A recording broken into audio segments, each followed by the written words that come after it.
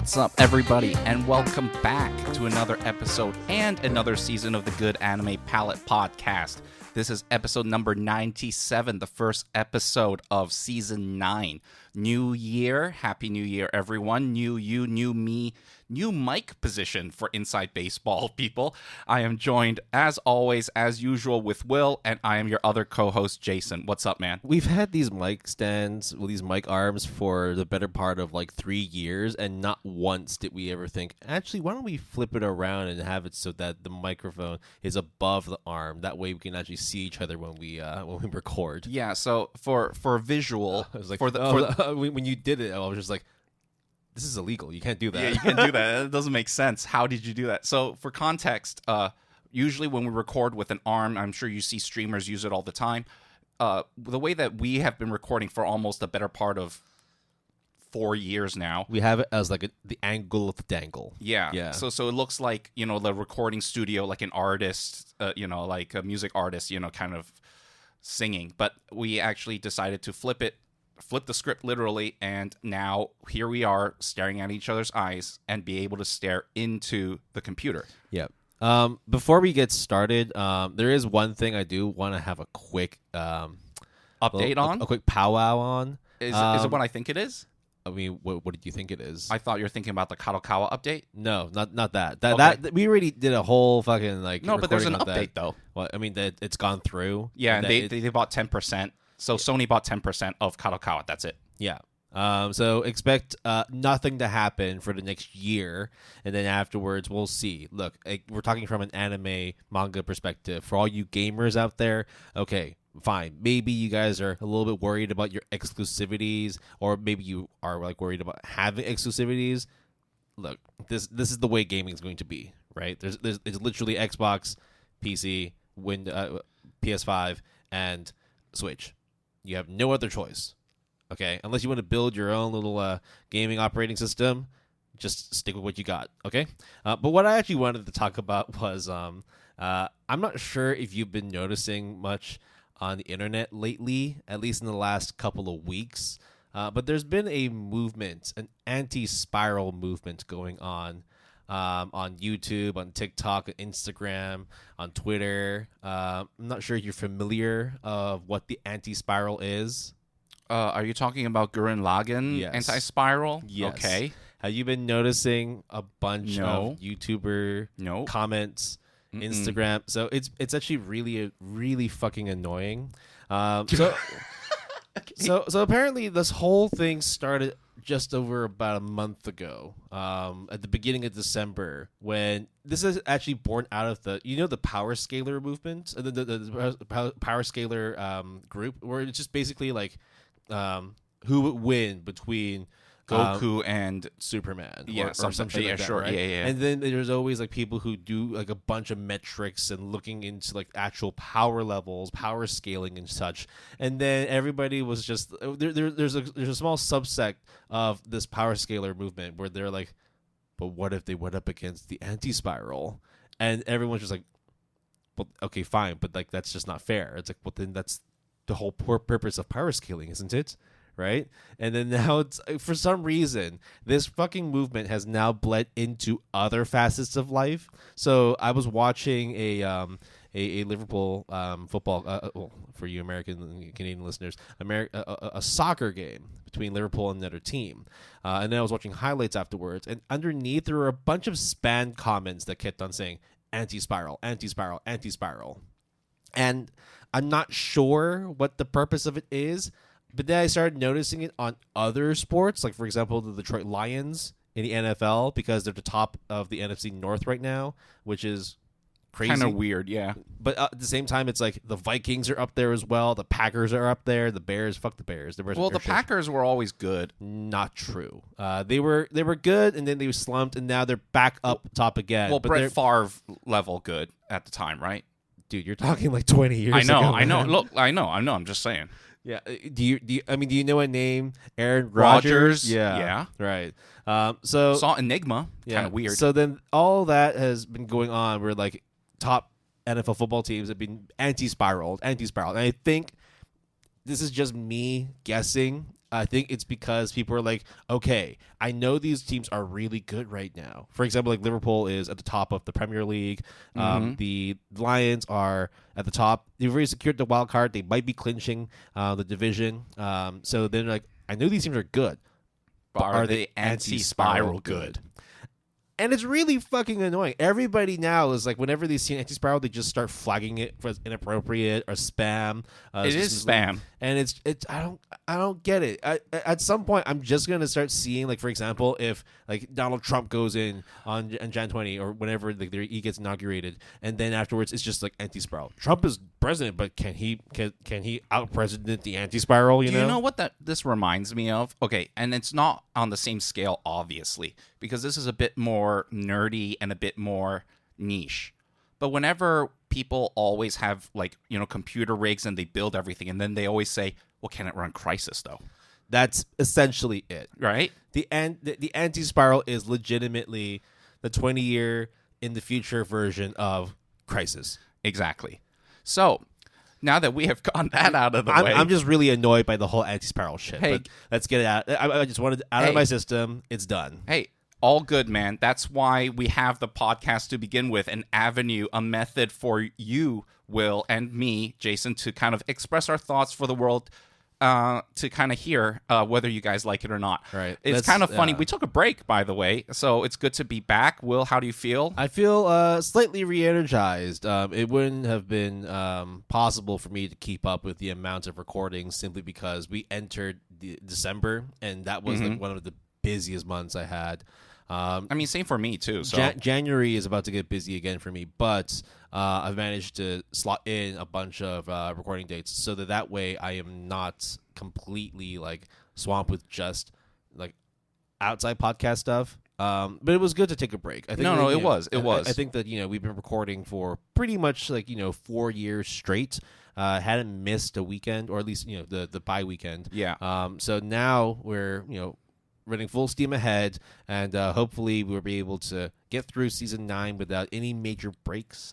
We'll see. We'll see. Life happens, right? Yeah, we'll try to make things work and accommodate everyone and try to make compromises. But how ironic is it that while we were on our break, our podcast all of a sudden just got a bunch of new listeners? I think people just started realizing, hey, you haven't released any new material in a while. Maybe if we just pump up those numbers and get you guys to come back.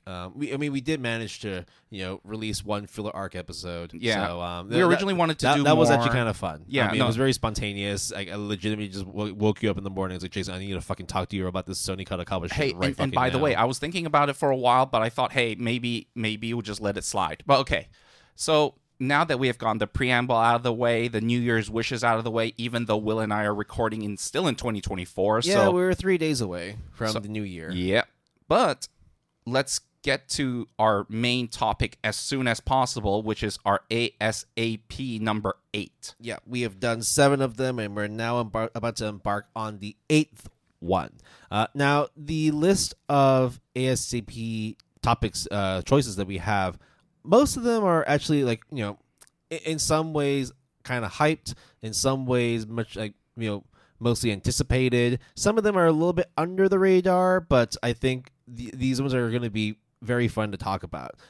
So the way that we're going to be doing the ASAP today is in no particular order. It just so happens to be alphabetical. So if you hear one thing before another, or you hear one thing at the last, it's got nothing to do with whether we like them more or not. It just so happens to be the way it's scripted within the docket. That's it. So don't try and look too deep into it. Yeah, don't add us or whatever, or thinking that the anti-spiral people are putting a gun towards our heads. Okay? If somebody comments anti-spiral on this episode, I am going to spiral the fuck out of you. Okay, there you go. Yeah, all right. I'm going to Simone you. All right, so let's kick things off with the first discussion topic of 2025 of Season 9. We're going to go straight into the first ASAP for the 8th iteration. Gachiakuta. Yes, that's literally the name. There is no English translation of it. Originally a manga series that's still ongoing, written at the same name, and illustrated by Kei Urana. The very, very smart. The pen name is Kanaru. So basically, their last name flipped backwards using the first letter of their K. And the manga's graffiti designs are done by Ando Hideyoshi. So, to sort of give you a little background as to why the art style looks kind of familiar, Rana was a fan of Soul Eater by Atsushi Okubo. And before Gachikuta's reconciliation, he actually had worked under... She had actually worked under Okubo for his last work, which was Fire Force. And then afterwards, hey, you know what? You're pretty damn good. You're going to be my successor. So she got her start with a one-shot manga called Shikido, which won the first prize of the 103rd Newcomer Manga Award, which was conducted by Shonen Magazine, and the rest is history. She is now working on Gachiakuta, and this manga is going to be getting an adaptation coming this year. No confirmed month, no confirmed season, but 2025 is the aim. Studio Bones is going to be the studio that's going to pick it up. And it's actually been doing quite well in terms of like the metrics for the manga. Yeah. So, if you guys want to check it out, it is published in English simulpubbed through K-Manga, and it will be through published by Kadensha USA. No, it actually has been published for the past year, since January 16, 2024. So the current MAL score, which I got this morning as of recording, the raw MAL score is 7.82, rank 1243. Popularity, though, is 294 with 57,000 members. So the thing that I would like to the reason why that I added all these preambles is because I think the context of this mangaka is extremely important to really understand or see, oh, that's where they got this inspiration from. That's where she got this kind of vibe from. Because I think if you think of Soul Eater and Fire Force and put it together, you really have Gachiakuta, right? Which is also the fact that, like, when reading it, I wasn't, like, a massive Fire Force fan in that I didn't watch any of the anime, didn't read any of the manga, though I think you did watch season 1. I'm not sure if you tackled season 2. No. I mean, it's always on the back burner, but... I did watch a bunch of, like, Soul Eater for, like, a previous episode that we recorded. And you were pretty okay on it, too, right? It looked... Okay, look, like, the story is a bit wacky in the sense that, you know, weapons are living... And talking, right? Talking, and, you know, it's like an ensemble cast of multiple different kind of Soul Eaters and whatnot. But it's a fun time. You know, it's very shonen. So you're not going to really deviate from that, you know, that recipe of having, you know, overpowered weapons, overpowered skills, hero's journey, that kind of shit, right? Yeah. So this is kind of in a similar ilk. So yeah, like you said, right? Imagine bridging Soul Eater and Fire Force, and then you get Gachiakuta. So just to give you a bit of a synopsis. Living in the slums of a wealthy town, Rudo and his foster father Legto try to coexist with the rest of the town's residents, but Rudo despises the wastefulness of the upper class, the bourgeois. And ignoring the warnings from those around him, Rudo regularly rummages through the town's garbage in search of anything useful or valuable to save from the abyss, a massive hole where anything considered trash is dumped, including people. Rudo's biological father was one such person, having been thrown into the abyss after he was accused of murder. One day, after running into a mysterious figure on the way home, Rudo happens to find Lecto's dying body on the floor. He's immediately found at the scene by the authorities and charged with murder. No one believes his claims of innocence, and he's thrown into the abyss. However, instead of dying, he finds himself in a strange, foul-smelling place surrounded by monsters made of trash. When he's attacked by said monsters, Rudo is saved by a man named Engine, who reveals himself to be a quote-unquote janitor, someone who uses special weapons called jinkies to combat these trash creatures. To get his revenge on the one who killed Lecto, Rudo reluctantly becomes a janitor to fight his way back and out of the abyss. So this is where I am saying it is very similar in ilk to Fire Force, in which firefighters end up actually, you know, having the power of fire to fight fire and shit. Yep. Whereas this one is, you are in a trash heap and you are going to use the power of garbage to fight against garbage monsters. Yep. Now, the way I described it just now, along with the synopsis, you might be thinking, this just sounds like a copycat. This sounds like a ripoff. What's the point in reading this if we really have Fire Force? Yeah. I mean, yeah, that's a very logical kind of thought, right? But I think with all shonens, it's supposed to be cookie cutter, at least in terms of the premise. So what is its hook, Will? The art's great, which again, you might be thinking, well, I mean, it's basically inspired by, Urana's predecessor. It's going to look good if they're going to be going for a similar style, a similar kind of image. It's really hard to talk about how good this manga is without people thinking, but this is just something that is already done before. What are we even spending time listening or talking about this? Well, one thing I think that is really interesting is the credit that is given to the graffiti artist. I mean, rarely do you get a graffiti artist that, dictates a lot of the art direction and the art style, but to be credited at the same time, it kind of just shows like the vibe that it's getting off of. And I think you're going to hear this, I'm going to predict, you're going to hear everyone use this line, which is, one man's trash is another man's treasure, in relation to the themes of this manga and eventually this anime. And one thing that I would like to say about that is, yeah, it really does take that to heart. And the intro is very much like a betrayal, like fuck you all, like I'm like almost like an incel level kind of thing. And then the main character kind of, mellows out, figures out how the real world works in the sense. Yeah, I mean, you get that archetype of like the hothead protagonist where the world's against them and they have nobody to back them up, and then when they do come across people who are willing to help them, they have this sense of mistrust, where it's like, why are you even helping me? I don't even know who you are. You're just out to get me. I'm here on my own. I walk this lonely road.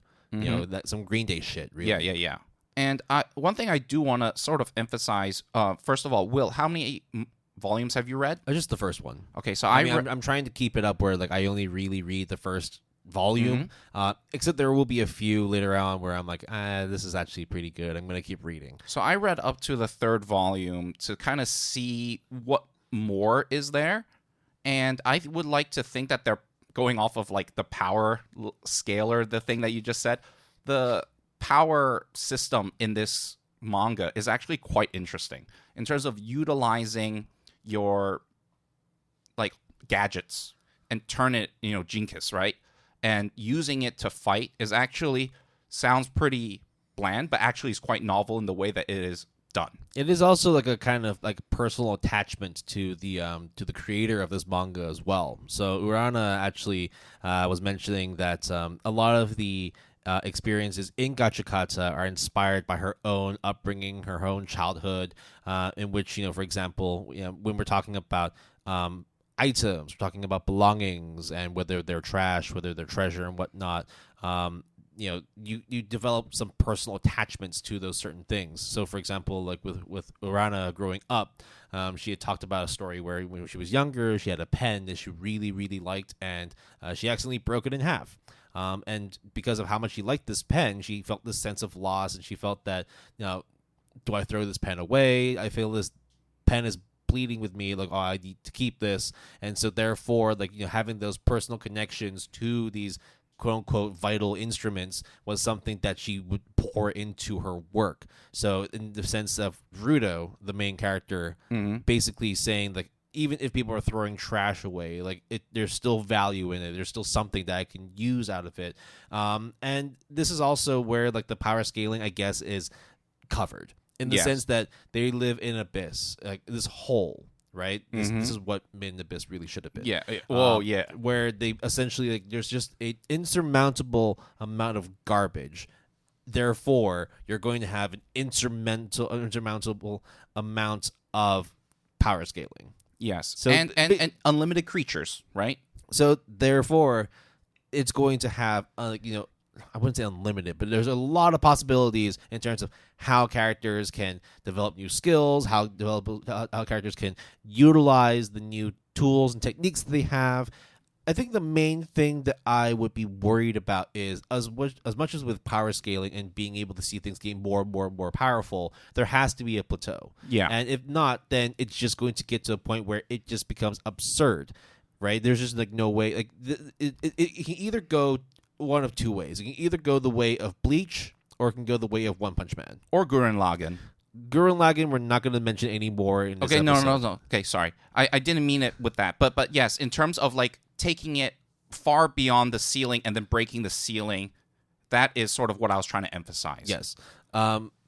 That's why I was doing the whole One Punch Man thing as well. Yeah. Like, because like in the example of Bleach, at least before the 1,000-Year Blood War, if you just keep on giving your main character new powers and new skills, then you're just going to be defeating the whole purpose of reading the manga in the first place, in which there's no adversity. Right. You're just always going to find a plan B. You're always going to find an escape plan, and you're always going to give an out for your main character. Yeah, there's no stakes. Whereas if you go with like the One Punch Man side, hey, this character is completely OP. The fact that it's like OPM, like you already know that this character has power scale levels off the charts. And they play into it in that they make this dude, not dumb, but just clueless. Like he's very much like, I am already the most powerful being in this world, but being powerful doesn't mean that I'm always going to be able to get my discount onions from the supermarket. Right. So it becomes a bit more on the comedic side. With the sort of general mood of Gachiakuta, it doesn't seem like it's going to be lending itself into the more comedic side. Yes, you will have those sort of shonen comedy quips. Again, very much the same ilk of a lot. You kind of see that with the Soul Eater side, where people are a little bit more snarky, a little bit more playful. Yeah, so it's not going to be like something that is completely 100% serious all the time. Mm-hmm. One thing that I also like to say is that not everyone in the story has abilities. There are very much like normal people that get either grew up in the abyss, because obviously when you throw a bunch of people down, some of them will survive, and then there's communities. You need NPCs, right? Yeah, exactly. But some of these NPCs are actually side supporting characters that do not have any capabilities or powers, so to speak, whatsoever. Yet, you kind of see them persevere. You see them kind of go against the odds. The very typical shonen stuff, and it does work. And I think the other thing to emphasize is there is obviously more than meets the eye in terms of, there might be other factions. There might, within the abyss, there might be, a movement within the abyss, or clashes of beliefs and stuff like that, and more fights, because, shonen needs their fights. So I think in the fact that this is a very appropriate adaptation that people would keep their eye on as the next up and coming, especially when you look at Fire Force and Soul Eater, and you're like, well, those are relatively successful, so if they combine, they should be relatively successful as well. And I think this is no different. And they add in that artistic flair. Again, the graffiti art, the shading, the tones, right? The black, the gray, and the white. It does very much look fantastic on paper, where it's digital ink or not. Yeah. So what's the appeal for people who want to check out this anime that's going to be coming out next year? I mean, we already mentioned that it's going to be done by Bones. Very well received in terms of the amount of nominations and awards that it's won. In the past 2 years, it ranked 13th in the 2022 Next Manga Award for the print manga category. It's also a very popular choice for English voters, despite the fact that it wasn't released in English at the time. So, you wonder where people got their shit from. I don't know where you got it from. In 2023, it ranked 14th in the National Bookstore Employees Recommended Comics. And in that same year, it was also nominated for the 47th Kodansha Manga Award in the Shonen category. And just this past year, it was nominated for the 48th edition in the same category. So, to gather all those nominations and all those awards it's won as well, it definitely is well received. However, it's not at the top of its class. I think that's the state of shonen that we're in that we're just waiting for the next hit piece, right? It's never going to be like the thing that is rocking everyone's world. It's not going to be the thing that everyone is going to be clamoring. I mean, like, look, if you're expecting year on year and year that you're looking for a Hell's Paradise, a Demon Slayer, a Dan or whatnot, they're going to come. It's just whether or not these series have as long a staying power as it should have. Would you say Soul Eater and Fire Force, and again, I'm not being insulting here, I'm just trying my best to describe this kind of motif, which is like the double A, not triple A, but double A S tier. You know, like a B plus tier, but like the best possible. You know what I'm trying to say? Well, it depends on what angle you're coming from here. Like, are you talking about from like an overall product? Are you talking about specifically the anime? Or are you talking about just the manga? I'm talking about reputation. Well, Like, for example, the fact that both of them ran for close to 9 years in print, right? Like, I mean, the fact that Fire Force has 40 episodes still ongoing at the moment, even though it's been a little while since we got any Fire Force. It ran for 7 years between 2015 and 2022, 34 volumes. Similar length for Soul Eater, 2004, 2013, 25 volumes, and ran for, I mean, it only got one season. Right. I just feel like when you think of shonen action, you will not recommend Soul Eater right off the bat or Fire Force right off the bat when there are so many other choices to choose from. Well, I mean, it depends on what angle you're coming from, I suppose. I mean, like you have the people who are like, okay, well, they just read the big three or just watch the big three. Yeah. Right. You have people who are like, oh, then just watch Demon Slayer or watch Dan to Dan or watch, the next best thing. Right. It comes down to whether you have personal attachments to these things. Right. Like it's always hard to just be like, this is the de facto shonen action you should read. This is the one you should definitely check an eye, keep an eye on. Well, this is definitely you should keep your eye on for sure. I mean, again, the fact that it's not even out yet, the fact that it's only been running for a couple of years. I think it came out first in it's. I mean, look, 13 volumes is pretty damn good. Yeah, right? And ongoing too. So yeah, of course, nothing to sneeze at. Right, I mean, like for a debut manga series as well, no one shots and whatnot, right? And at the same time, when you're talking about things like whether or not these things are going to be popular, look, Soul Eater, you say or not, whether it's double A or not, it's ranked 64th in popularity. Okay, right? That's top 100, and you're factoring in all the other things like fucking not like non-shonen action, right. So the fact that it's ranked so highly, I mean, Fire Force is ranked 97. So these things, I mean, yes, these are not Urana's works, but when you're making that kind of comparison, they're extremely popular. The fact that Soul Eater has been running for over 10 years now, right? And Fire Force, intermittently has been taking breaks. They'll be back soon. Who knows when? But both of them combined have 3 million members on my anime list. 1.4 million for Fire Force, 1.6 million for Soul Eater. So I wouldn't say it's not even like double A, triple A. Like, they're just popular. Sure.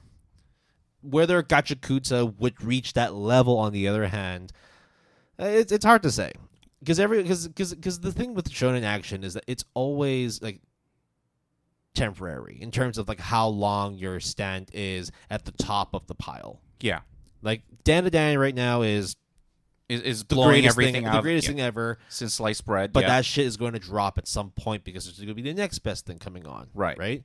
People still love the fuck out of Demon Slayer, but people have also been complaining the last couple of seasons have been kind of like fatigue, right? Yeah, okay. Not so much fatigue, it's more just the fact that the adaptations are going through like the slower arcs in Demon Slayer, and then you've also mentioned like how are they going to wrap things up because of how long and convoluted and crazy the last couple of volumes are. Well, we got our answer. Yeah. So let's wait and see how Gachiakuta will do. In the sense that like both Fire Force and Soul Eater kind of have similar rankings, very high popularity, in the high 7s for the anime as well. So whether or not Gachiakuta will reach that level, and I think the other thing as well is that Soul Eater and Fire Force have staying power in the sense that despite being out for so long, in the case of Soul Eater, right? It's still in the top 60. It's still in the top 100. Yeah. the thing that will work against Gachiakuta is that it's brand new. That's the only reason why you can't really compare these two properties with Gachiakuta. Yeah, other than the lineage, I guess, and the inspiration. You know how it is when it's like new properties come out. It's like the ranking might be super high, but the popularity might be super low, and so on and so on. And then it kind of evens out, checks and balances over time. Yeah. Yeah. I think the other thing is the only reason why Will and I have just kind of brushed aside Studio Bones as the studio to adapt it is because we know it's going to be good. We know it's going to be fine. So mentioning Studio Bones in terms of like, oh, will they adapt it well or not? I have no doubt that it's going to be fire. And I also think that the premiere date of 2025 very likely will be in the fall because that's where all the hype shows are. So I'm just saying that very likely we will get this in the fall. And Studio Bones is just kind of just going to blow this out of the water, make a big deal about it, and everyone's going to be hype about it. It'd be hard to see whether it'd be fall because they're also doing the 8th season of My Hero Academia, and that would likely unless they're dropping both at the same time. I mean, that has happened with other studios before, so who knows? But I just think that if this has the staying power, then it will be the next My Hero Academia, basically, from the anime perspective.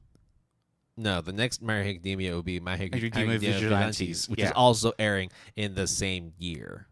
So the release schedule for Bones, it's a bit hard to tell. Look, it's also been like almost like a 2-year cycle since the last Bungo Stray Dogs as well, so we might be getting something out of that. But you can kind of get an idea of how Bones kind of schedules their animes. So, for example, Bungo Stray Dogs 3 came out 2019. Then 2019 through to 2020, since 2020, was solely My Hero Academia Season 4. Then you had Skate the Affinity, you had My Hero Academia, you had Godzilla Singular Point. Then for 2 years, they did... over the course of 2 years, they did Case Study of Vanitas. Then it was My Hero Academia. Then Mob Psycho 3. Then Bungo Stray Dogs back to back for season 4 and season 5. Metallic Rouge, and then 2024 you had My Hero Academia 7th season. So it's not hard to figure out how they're planning out their anime. I bet you, like in 2026, you'll get another Bungo Stray Dogs. Yeah. No, yeah, I mean that you can kind of see it. It's just like remember like Studio Chizu. It come like a if you kind of put out all the movies and look at the years, like every 3 years here we go, every 3 years here we go. So I am not too surprised by that pattern either. So yeah, I think they're going to do a good job. Yep. So I am not lukewarm. I'm okay with Gachiakuta coming up because unfortunately it's a hit manga series in a very, very packed genre. That's just it. Like it was always going to have that working against it. You can't really do much about it because shonen action is by far the most popular genre across all genres. That's what I mean. Like it's tough competition out there. What did you end up giving the manga if you had to give a score? I gave it a 7 out of 10, to be honest. Yeah, it's a 7, and it's again like I think it does itself quite well. The problem is I'm old.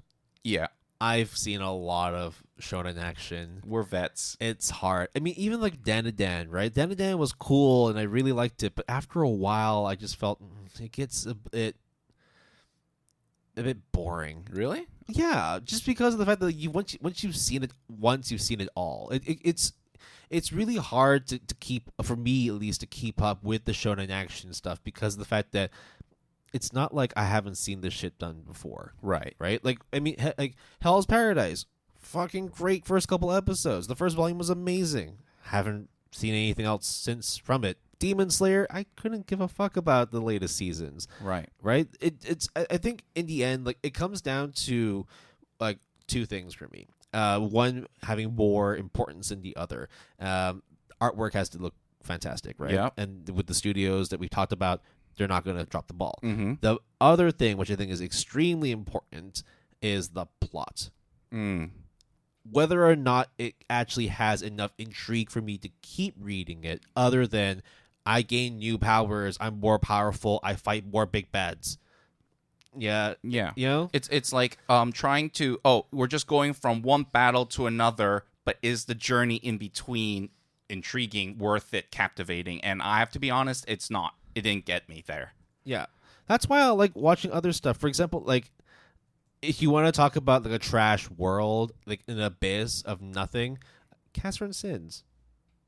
Yeah. Fucking amazing. Yeah. And Wow. it's, Blast from the past. Yeah. and it's not like a typical shonen, and not even a shonen action. It's I wouldn't call that. It's a melodrama of anything, right? And I fucking love it. And the thing is, because of the fact that Catherine or Cachon, if you want to call it that, Yeah, right? yeah. Like super powerful, legitimately. Like this motherfucker is half cyborg, half human. So he's got a human heart, but he's got like the brain of a fucking like murderous psychopath. He could legitimately wipe out the whole world, but he can't do it because he has a heart. And he's also got this thing where even if he is invincible, even if he is supposed to be able to live forever, everything else around him dies. So what's the point in being immortal if there's nothing left, right? You see, that kind of theme will not show up in a typical shonen. Yeah, it's hard to see that because people just don't want to see vulnerability. In the sense that you're the character that's supposed to be like all powerful, all conquering, can actually have a soft side, can actually have a weakness. Nobody wants to see that. Or shit. one dimensional, right? It's not, right? So I think we have talked pretty at length about how we feel about Gachiakuta. About half an hour. So I think, though, at the end of the day, it is a simple but effective shonen action. It will do its job.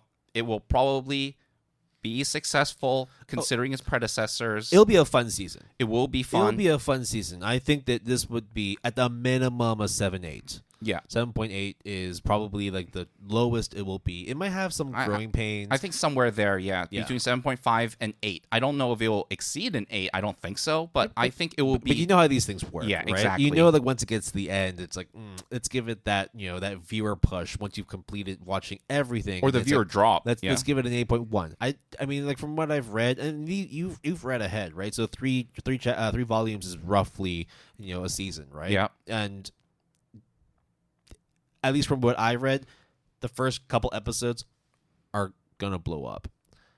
How the last couple episodes leading into the end of the season hold up, that's another thing. So we'll only find out in a couple months' time. I think it'll be fine. Yeah, actually not a couple of months. Like you said, it'll probably come out in summer, fall, around there. Absolutely. Yeah.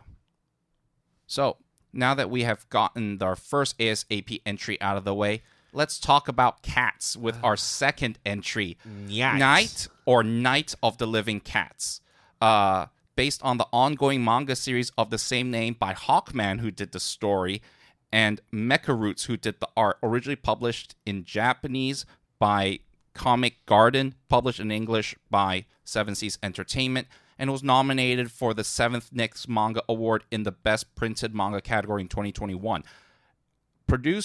Anime is going to be produced by OLM, and the premiere date, which was announced on February 22nd, 2014, on National Cat Day in Japan. An anime television series will be premiering in 2025. Manga has a MAL score of 7.13, popularity 6900. No, sorry, rank 6900, and then the popularity in like the 11,000s. So not as popular for sure. It's definitely a bit more on like the obscure. Yeah. I think it's also just because of the fact that it's a really weird. Yes, it's a really weird manga series. So I don't think we have to go into the plot synopsis, but let me just say, when you hear Night of the Living, you would remember, Night of the Living Dead. All the George Romero stuff. Exactly. And you think of zombies, and this is kind of like that, except cats. Yeah. I mean, I don't know how else to put it. Just cats. Yeah. It plays itself really well in the sense that a lot of the tone, it's still very post-apocalyptic. It's still very much of the horror ilk in that you have people who are trying to survive in a world that's overrun by these, living cats as opposed to living dead. So when Jason says replace, the living dead with the living cat, that's literally it. But here's the thing. When you think of like the Living Dead and the zombies, you think of like, blood and gore and guts. Here, they play it up as a cute thing, as in like, oh my god, the cat is so cute. Oh, I want to hug it. And then they don't touch the cat. You touch the cat, you snuggle the cat, you become a cat. Yeah. That's essentially it. Let me put it this way. I think near the end of Volume 2, there was a scene where the Prime Minister of Japan shows up and is like, hey, show me the situation board. And on the board, there's like all these different like markings and all these like, circles and pins and points. And then you see like a cat symbol, and then they say, very cute, very cute, very cute. Beware of cuteness. Yep. And then they're talking about like, oh, we can't shoot them because they're so damn cute. But they're talking about like the end of the world for them. And that is kind of the juxtaposition, the tone of Night of the Living Cat. Yeah. So very much of like it's a combination of like being a parody, being like black comedy. It's a spoof of like the overall George Romero series of Land of the Dead, Night of the Living Dead, that kind of ilk. So if you think, for example, like Shaun of the Dead, that was like the first, well, at least one of the first kind of like zombie parody. Well, zombie parodies, but then a bunch of these kind of, I mean, like a lot of horror movies tend to kind of lean into the more comedic, like Scream is very much like kind of just poking holes at like the whole horror genre. Right. You have like the Evil Dead, you have American Werewolf in London, Cabin in the Woods, stuff like that. So, oh yeah, definitely Cabin in the Woods. And to go off of that too, very much the artist and Hawkman and Mecha Roots, they are very much paying homage. I think in the first volume there is a panel where it shows basically Sigourney Weaver and the aliens. Do you remember? Yep. Like the alien like on like about to like just like touch her face, and she's just like, oh my god, get away from me. There's that panel in the first volume, and I'm sure that's going to be in the anime. So they're very much aware of what they're doing, and it's kind of absurd because it's like, oh, if we put like, it's like what I think a little bit of a minor spoiler. I think like the army shows up and they're like, oh, thank God.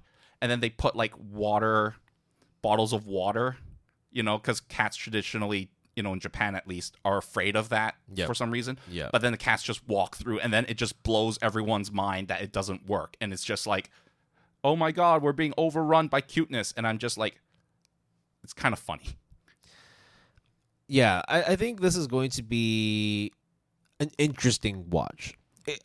The fact that it is a very obscure manga series, the fact that like it's been running for 4 years, almost 5 years now, but only 5 volumes have come out. So essentially almost one volume per year. Mm-hmm.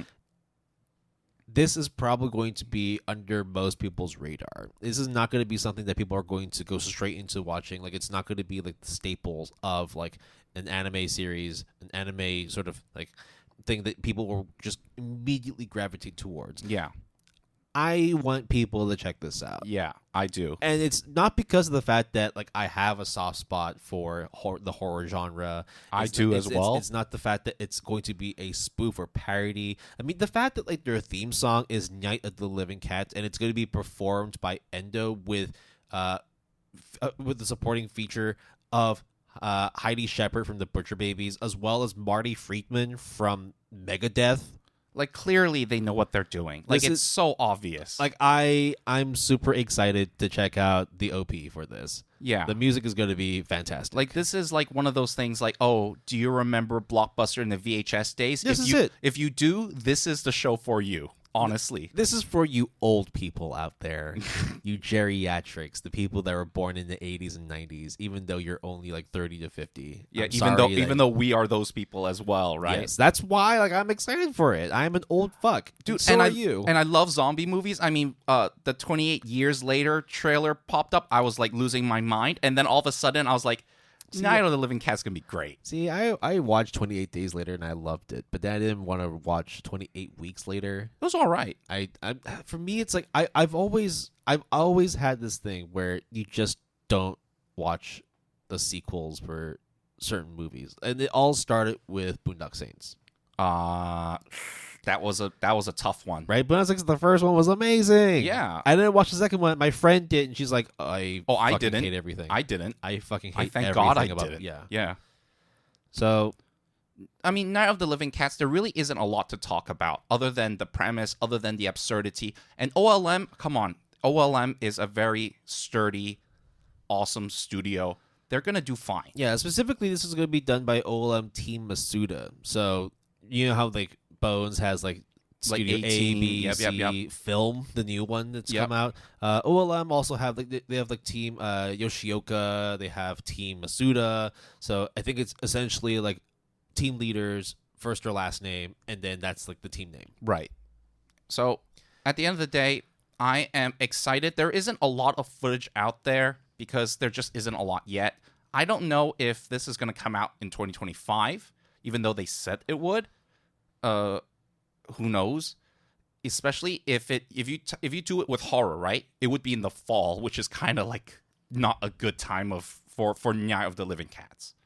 Who knows? I mean, like, much in the same way that you're going to have a lot of shonen actions and a lot of isekais come out in, like, the hottest season of every year, you're going to have, like, things that fly under the radar, right? Yeah. I mean, this Night of the Living Cat is not meant to be competing against those, right? You're going to need a palate cleanser at some point. You're going to need some cute shit. You're going to need some horror. You're going to need something that is just completely left field.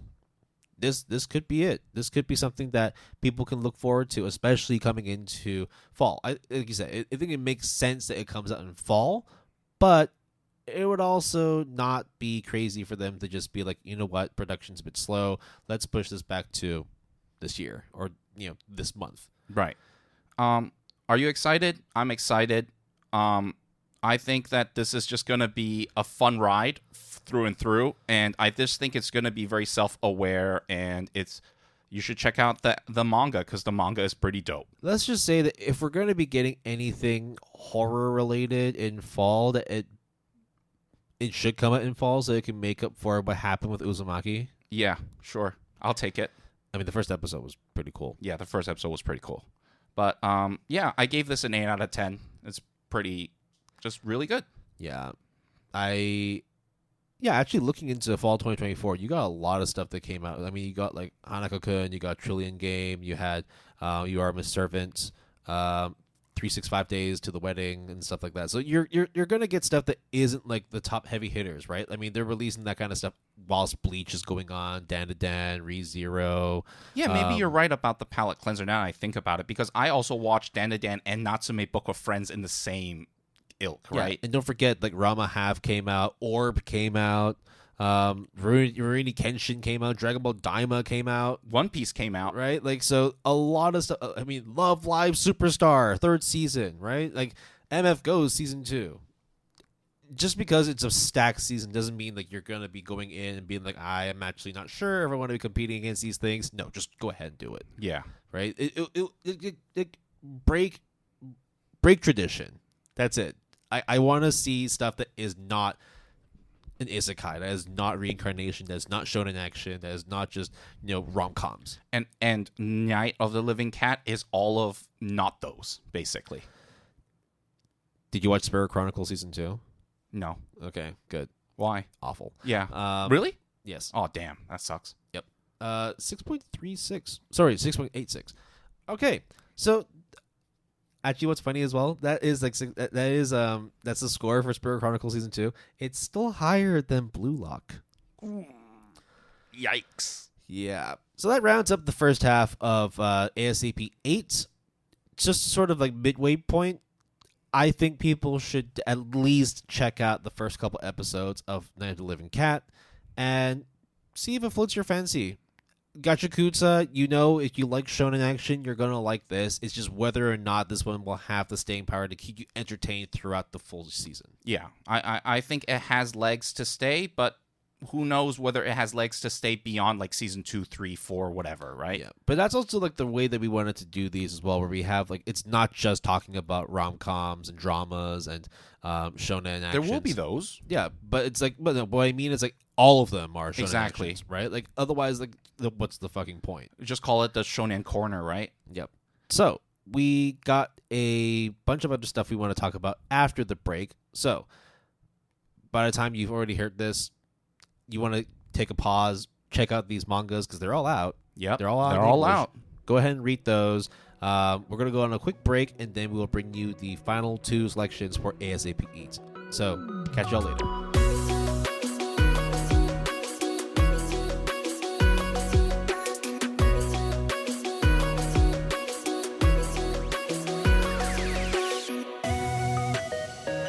You are listening to the second half of today's episode of the Good Anime Palette Podcast. Continuing ASAP 8, we're going into the final 2 selections for our topic today.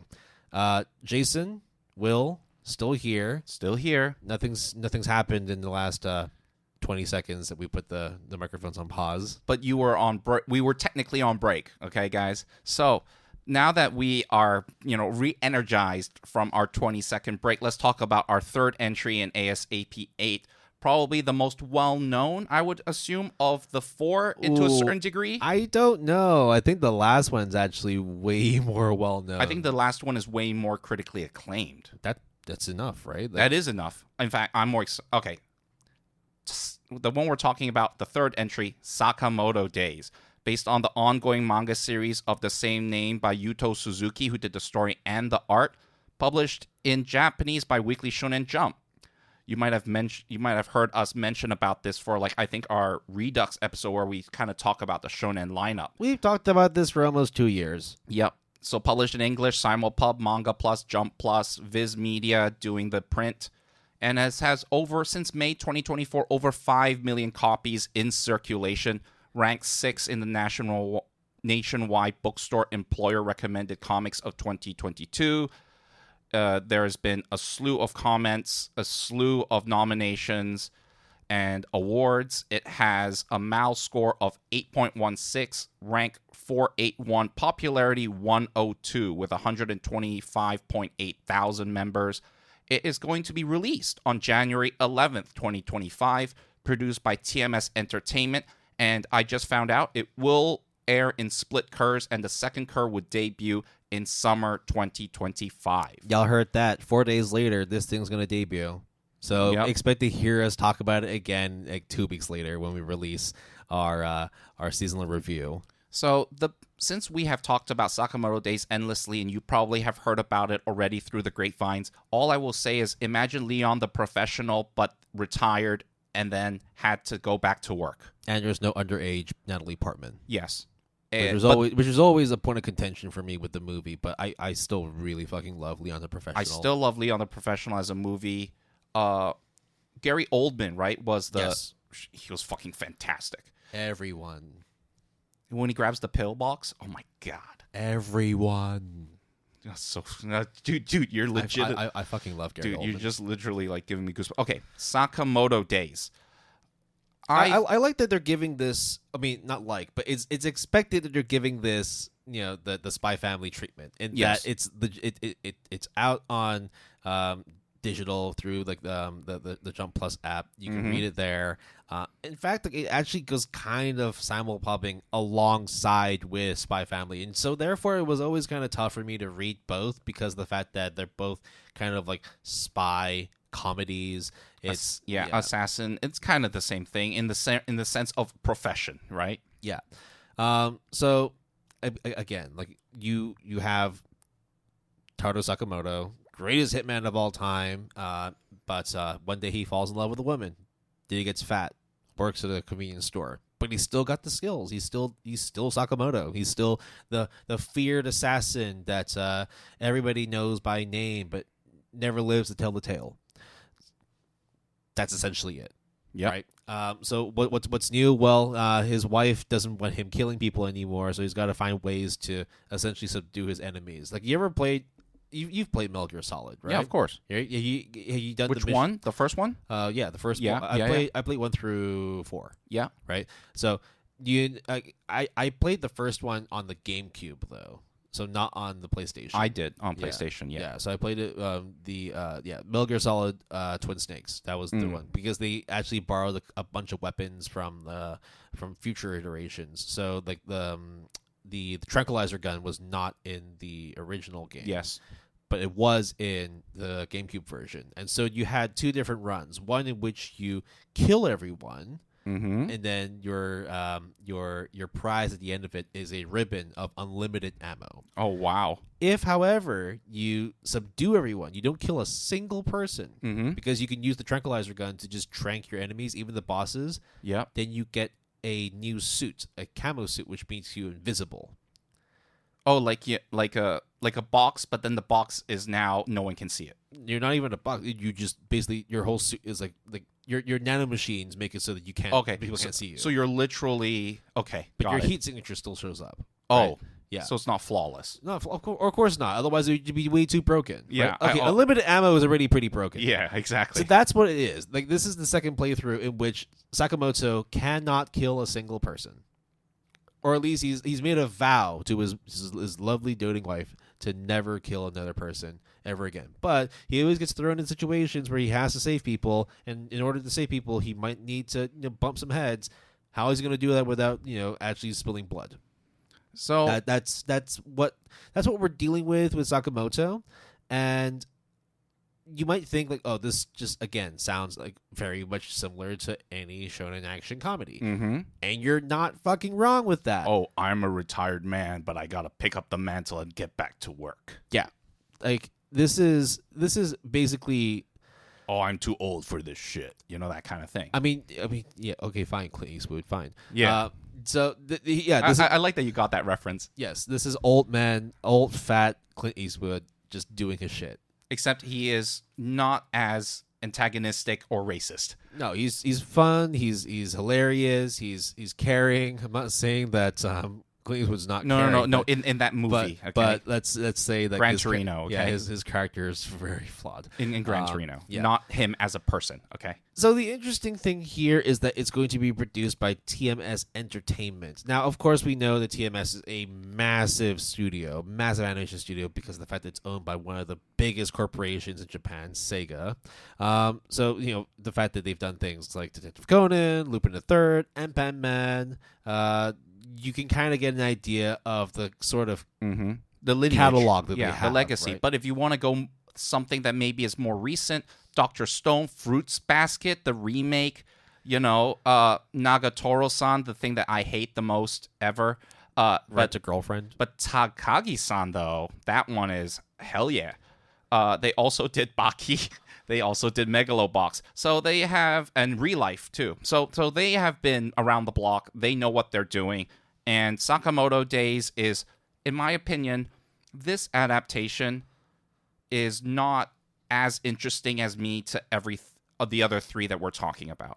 Because this one, I think, is the safest choice. Would you agree, or would you think that that's kind of not valid out of the four? I mean, it's not like it's a safe choice or whatnot. It's just the fact that, it's a big-ass studio.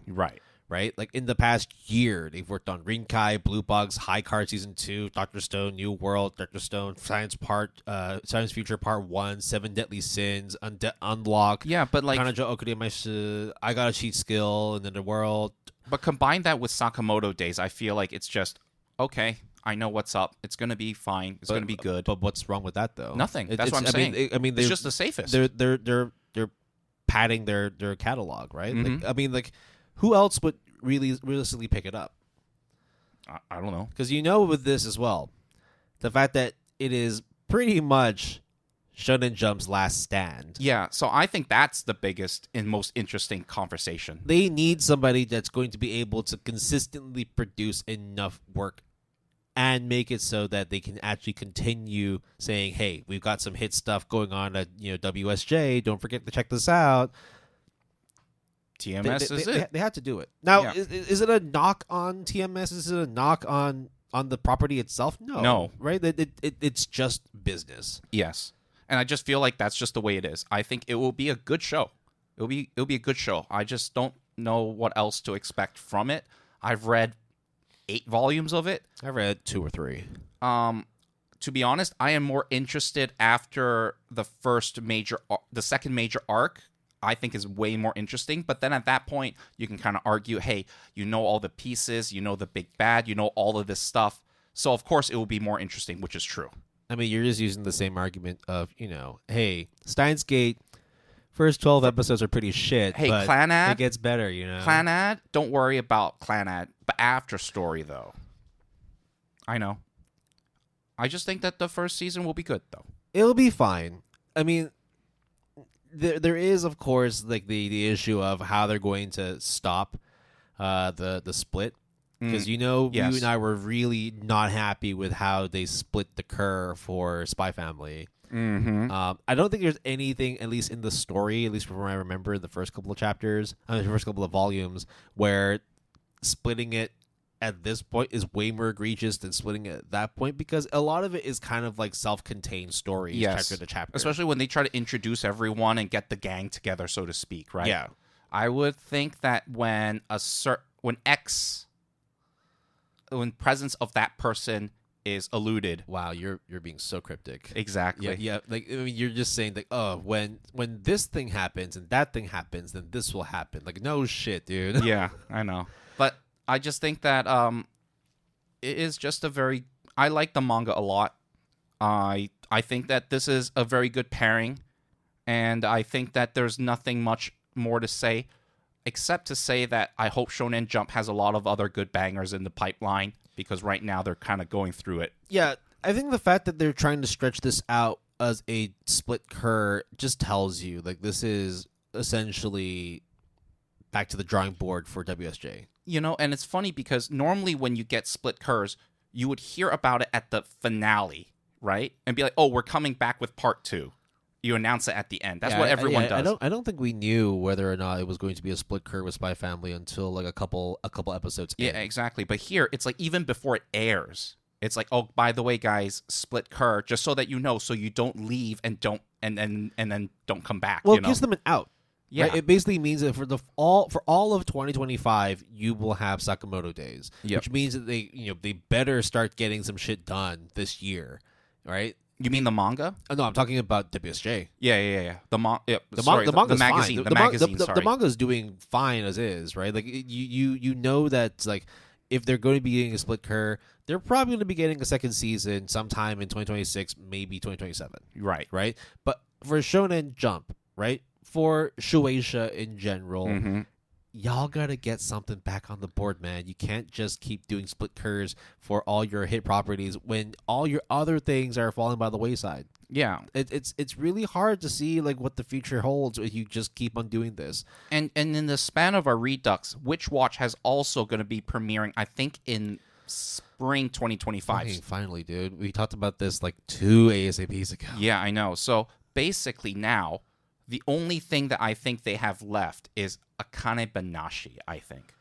Which is, going to also get a split Cur. Probably, yeah. I mean, that has not been announced or anything, but, it's going to happen at some point.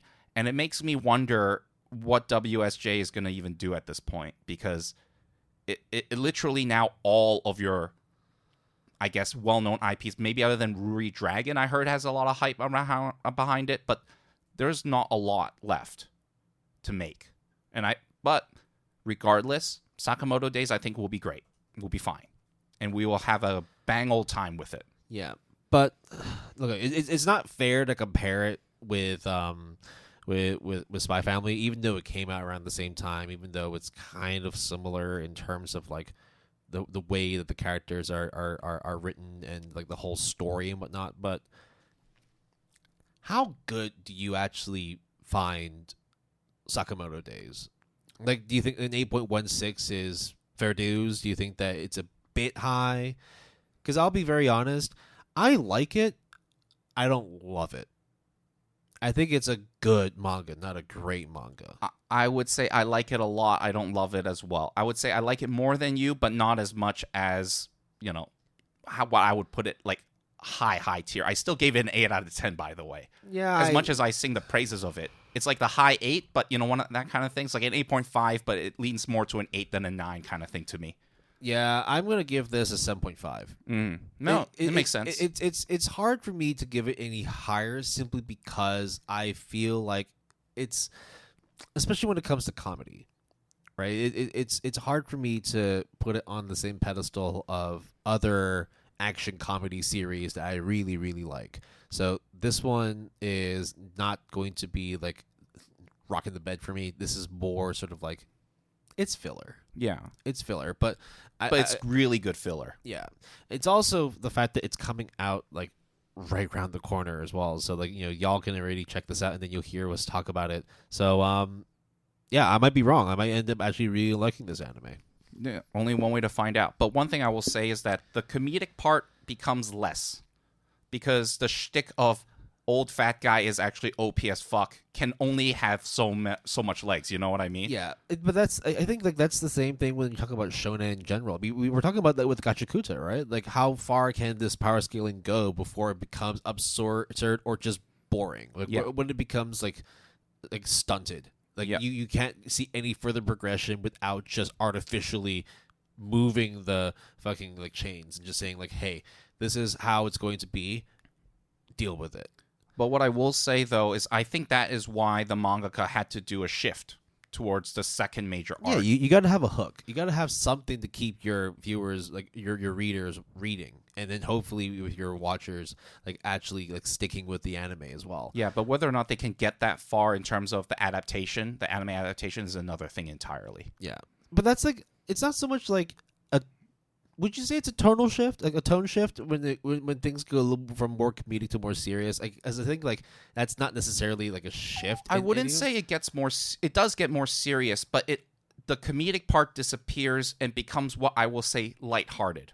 If that makes any sense. When the characters start to take the stakes a little bit more seriously, right? Yes, right, and that's the thing that always works against these action comedies in which you need the series to grow up. Yeah. It's just finding when to have it grow up and to how and how long that growing up phase will be. Yeah. Right?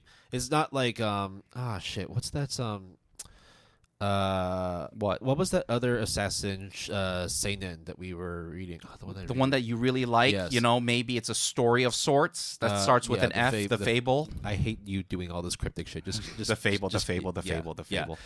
Yeah. It's like that. Like we're like the stakes are already like kind of laid bare from the beginning, and the interesting thing is to see the characters dealing with it. So throughout like I think it was like 20 plus volumes of the manga that I may have read everything. Like there was never like a down point where I'm like, I don't really care about that character anymore. Or it's like, oh, I really wish they picked things up. They kind of set the tone and the pace quite well to begin with. That's where it's going to be challenging for Sakamoto, simply because of the fact that when you like kind of put a lot of emphasis on the comedy aspect, at least in the first couple of volumes, and then you need to have a little bit of a shift and have people be a little bit more serious. You don't know if the readers are going to adapt well to it. Like for me, like I quite liked the first couple volumes, but I admit, like I kind of got bored later on. So, and I think the anime adaptation will also have that challenge as well to shift it, because now it's not just a tonal shift, but you're also engaging with so many other factors like motion, like sound, that kind of thing. Yeah, but the thing is, like, you're gonna have to see this through. I mean, look, TMS Entertainment are a huge studio, and they do sequels. They fucking do sequels. A lot of it. I mean, like, they've been doing everything from Dr. Stone. They're still working on, like, the Seven Deadly Sins, even after picking it up from, I think, JC Staff. Yeah. Then they've also, of all things, they did a season 2 of High Card. Exactly.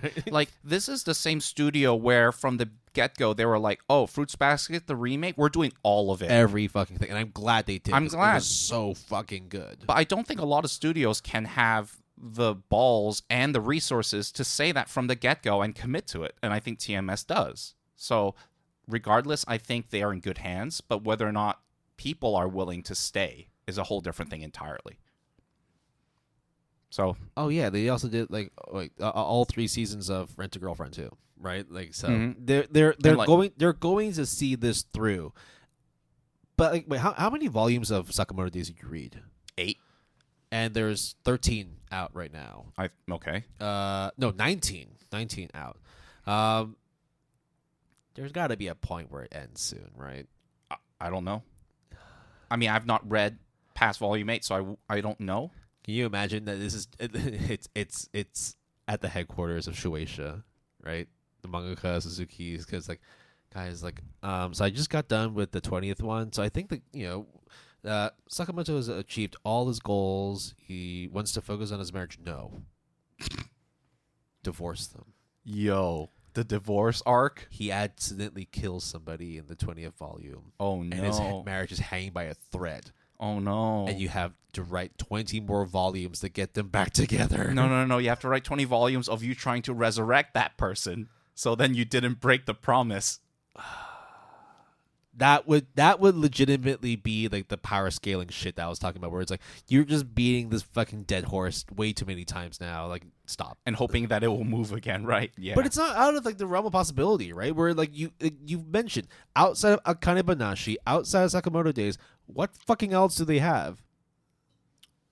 The Ruru Dragon thing you were saying? No, yeah, I think that one, again, I've not really kept up on WSJ stuff other than the ongoing stuff that we have been reading and watching. But in terms of new stuff, I don't really think that anything has been like super wowing me at the moment. So I really don't know. Well, I guess Kaiju number 8's still running as well. Well, yeah, but like right? that's yeah, that doesn't count. Ruri Dragons. Yeah, Ruri Dragon. Ruri. Yeah. I don't know, man. I mean, I feel like every like 2 years we go back to this thing. It's like, oh, should we do an update on the Shonen Jump lineup? And we did one. Yeah, because we're essentially moving closer and closer to the death of Shueisha, or at least like the Jump Plus platform, in the sense that like you're just not getting new stuff. You're just gonna be like, it's gonna be a repository at some point. Right. Where you're just reading all the old shit. Like, there's obviously going to be new things, but you keep canceling them, or you keep, like, not letting them getting further than, like, a one-shot. Then what's the fucking point? Yeah, I don't think Shonen Action is dead. I just think Shonen Action within WSJ is dead. When you have, like, things like Blue Box be, like, your premiere, right? Yeah, or you start, like, trying to do some really, really crazy shit and actually starting to, like... You got to make big moves. What's currently on Shonen Jump right now? They've also got like a Fire Emblem manga. They've got the Octogirl manga from Spider-Man as well. So seeing those kinds of collaborations, seeing those kinds of crossovers. I mean, yeah. I mean, that's cool, I guess. But you're real. I at least I feel like they're really desperate to try to find some way to stay relevant. Yes, they're looking at every single possible option that they have without actually trying to find the root cause of their problems. Or you're not letting the series that you axe grow. Which is actually kind of insane, because of the fact that you've been running this for so long. Like, let's not just say, like, let's not just talk about Jump Plus, right? Jump Plus has been running for 10 years now, right? Right. But like, let's look at Shonen Jump, Shueisha as a company as a whole. With all the manga sales they have, with all the data that they have, they would at least be able to do like some analysis in terms of what's working and what's not. Is it not just like, isn't it as simple as just trust the data? I just think a lot of people aren't willing to part with the old traditional way of doing things, or aren't willing to embrace. I mean, it took them forever to get on Jump Plus, Manga Plus, right? Yeah, true. So I don't think that they're. I mean, print. They're still doing print, man. Actually, yeah. By 2019, over 60 titles were serialized on Jump Plus, which is like, that's fucking nothing. Like 60 volumes, 60 titles on a Jump Plus platform. When you think about how long Shonen Jump and Shueisha have been running, Jesus fucking Christ. And of course, by 2018, so Hell's Paradise was the most popular series of the platform in 2018. Spy Family became the most popular title since 2019, and it's still the most popular. Season 3 coming out, Spy X Family, October 2025. It's been 6 years of no change. Yeah, I know. It's terrifying. For them. For us, too. Because what are we going to be talking about in the future when there's like a dearth of content coming out from print form, because no manga, no adaptations. Right. We still have Kadokawa and Sony, right? Right. Yeah, I'm waiting for Elden Ring, the manga, to come out soon. They actually have an Elden Ring manga. What are you talking about? I'm being dead serious. Okay. Elden Ring manga anime, then. Okay. No. Okay. No, but there really is an Elden Ring manga. The first thing I typed was Elden, and then the complete search was Elden Ring manga. Yo, really? The road to the Erd Tree. Oh, of course, yeah. So it's a manga adaptation in combination with the expansion that they came out the with. accompanying one. Yes. Okay. All right. Now that Will and I have postulated the slow death of shonen for like the umpteenth time of Weekly Shonen Jump, let's talk about someone else that died, particularly a boy called Hikaru.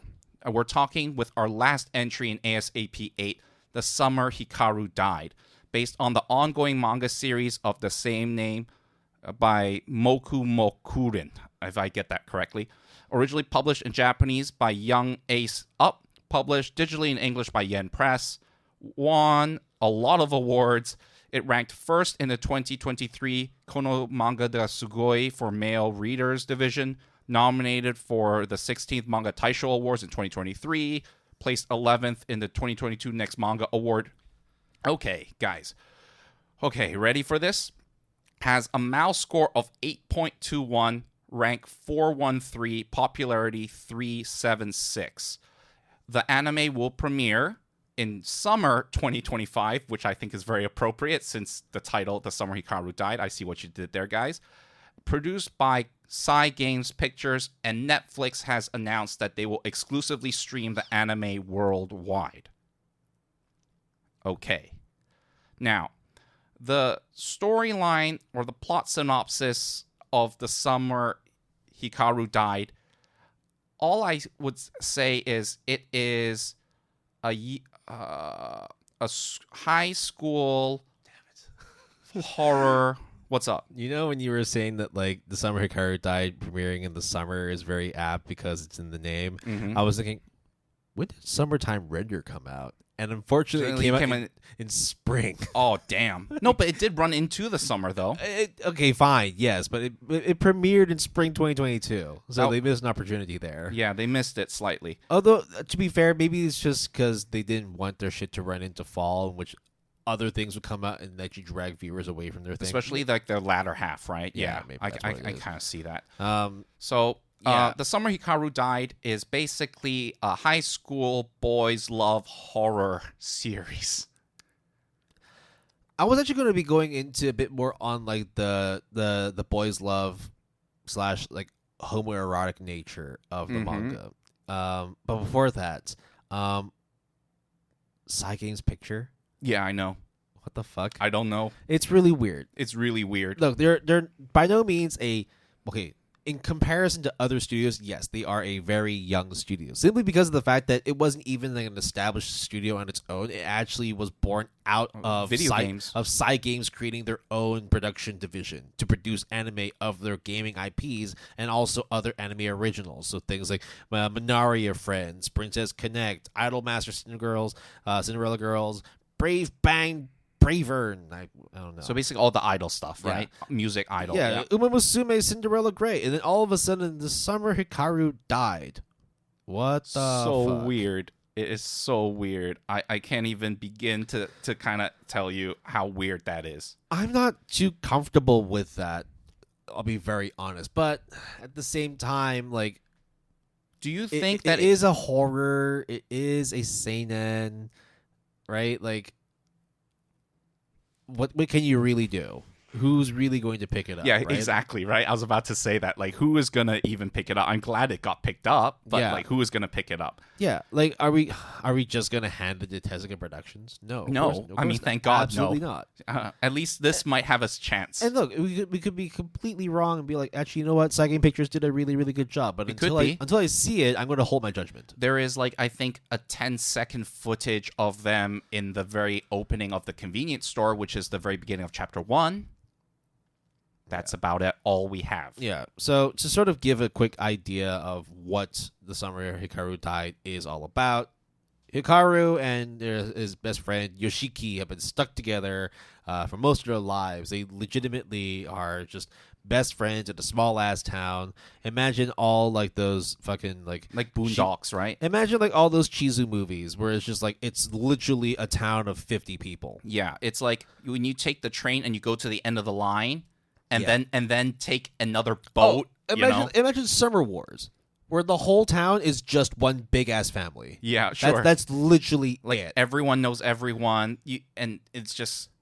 Imagine Summertime Render. You go to an island and it's like 100 people who all know each other by name, except they all start dying. It's kind of like that because all of a sudden one kid disappears, comes back, and there's something a little bit off about Hikaru. There's something that's not quite.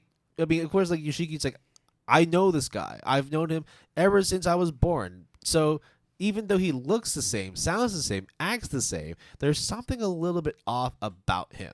And then that's when he finds out, hey, actually, this Hikaru is not my Hikaru. Yeah. And it's really fun. I think, okay, the manga is extremely serious, but I just find it hilarious that the title is very much, you know, the summer that Hikaru died. And in the very beginning, very, very beginning, it is, yo, you're not Hikaru, right? So already you would think that is the twist. That is not. No. That is the start. Yeah. That's the starting point. That's one thing that I do like about it, though. And the fact that it's no bullshit. Like, they know this is what they're going with. They're just going straight into the synopsis. So how does it play out? I think that's like the more important part of what happens when people actually start dealing with the fact that this Hikaru is not their Hikaru. And more specifically, what Yoshiki is going to be doing when he realizes that his best friend maybe is not his best friend, but maybe is. Because in Hikaru's eyes, he's still the same person. Wait, Hikaru in quotes, right? Oh, no. Hikaru is Hikaru. Okay, because got Hikaru's dead. Got it. Right? Got Long it. live Hikaru. In the summer, right? So it's going to be more an exploration of feelings. It's going to be relationships. It's going to be how one grows out of grief, or how one struggles with grief. Right?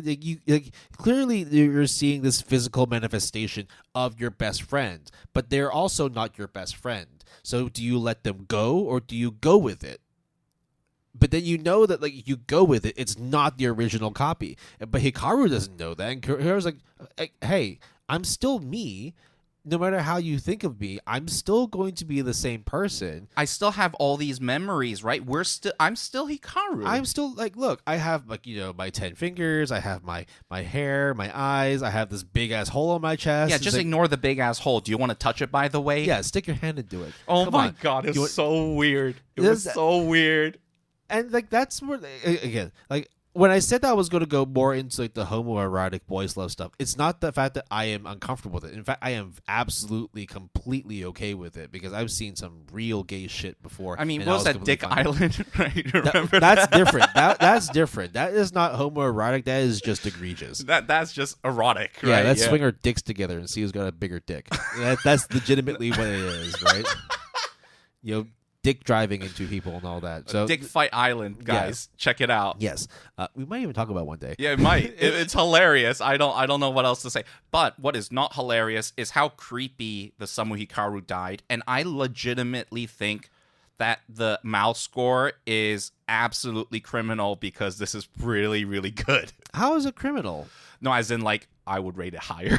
Oh, 8.21's not high enough. I like it a lot. I mean, I really do like it. I mean, the popularity as well, right? Yeah, Top 400. It's in the 400s for both the ranking and the popularity. And here's the thing. In the first chapter, obviously, I'll just say it takes place in front of a convenience store, like, you know, in the village, right? But if you read the manga, the first chapter, there is, like, the sound effects that they're trying to do, like the cicadas, right, in the summer.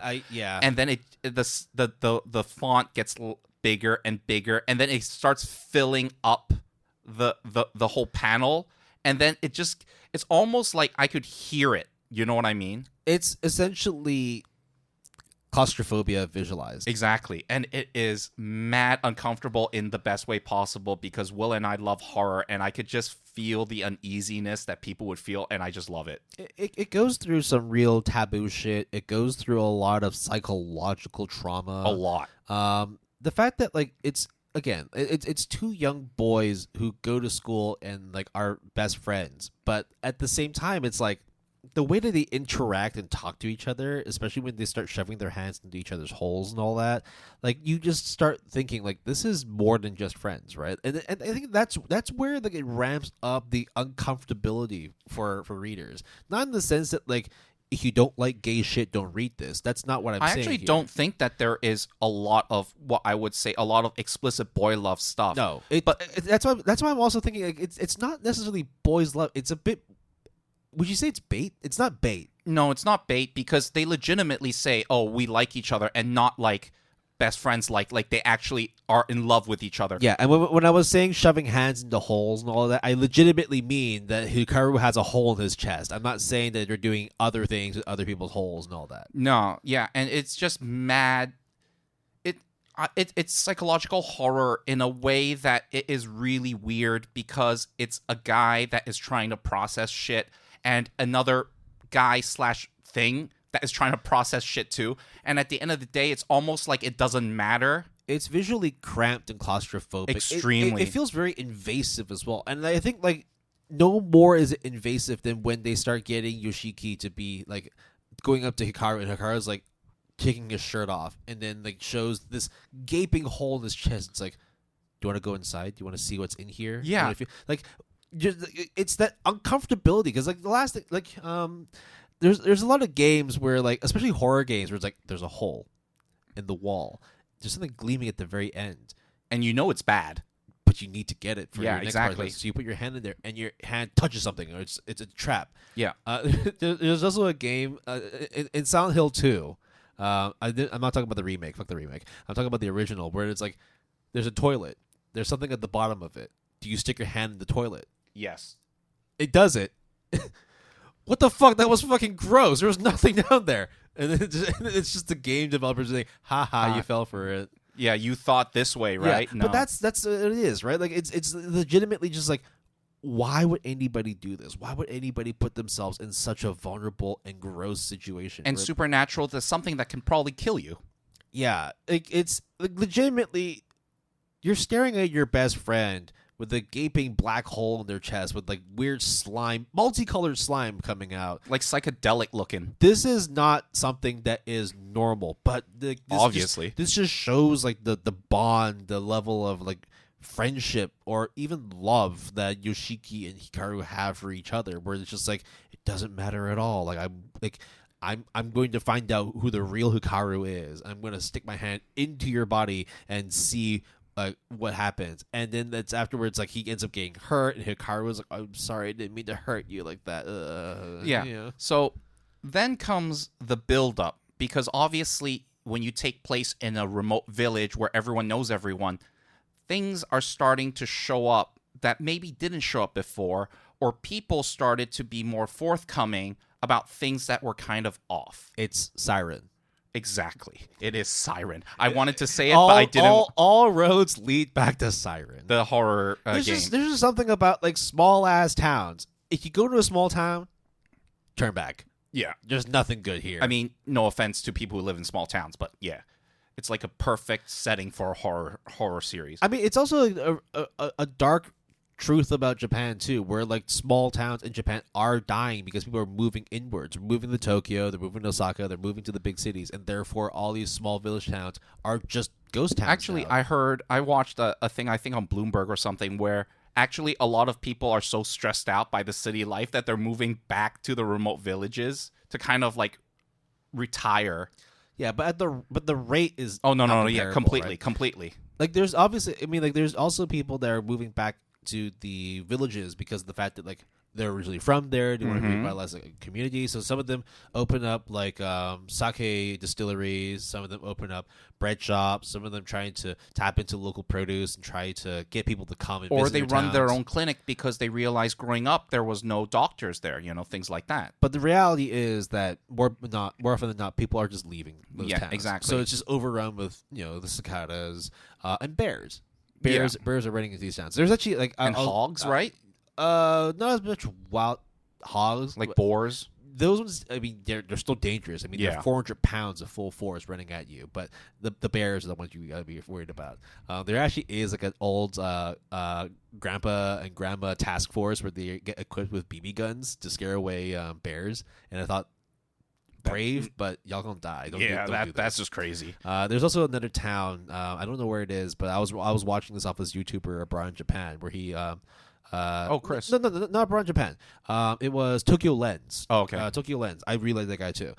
He comes across this town, and it's a town where there's nobody but dolls and scarecrows. Holy no way, bro. That's fucked up. And it's because the fact that everybody moved out except for this one lady, that she felt so lonely.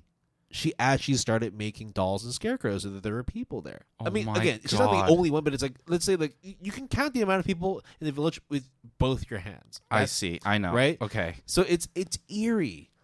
And that's kind of like what the vibe of the summer Hikaru died gives. Like, there's not that many characters. Yeah. And that's the beauty of it. Like with the summertime render, with the summer Hikaru died, keeping the cast small makes things incredibly uncomfortable, because you know the deep interconnected relationships that all these characters have, that if one person's affected, with Hikaru being all fucked up because he's dead, and Yoshiki just not being able to move past his grief, but also like really intrigued by this new Hikaru, all the other characters get affected by that too, where it's you're not okay. It's like, I think Yoshiki's younger sister is going through some shit. Yeah. And because she is going through some shit, the rumor mill, or like when Yoshiki goes to like the grocery store, they're talking about it. And it's just like, that is the ramifications of living in such a small, remote town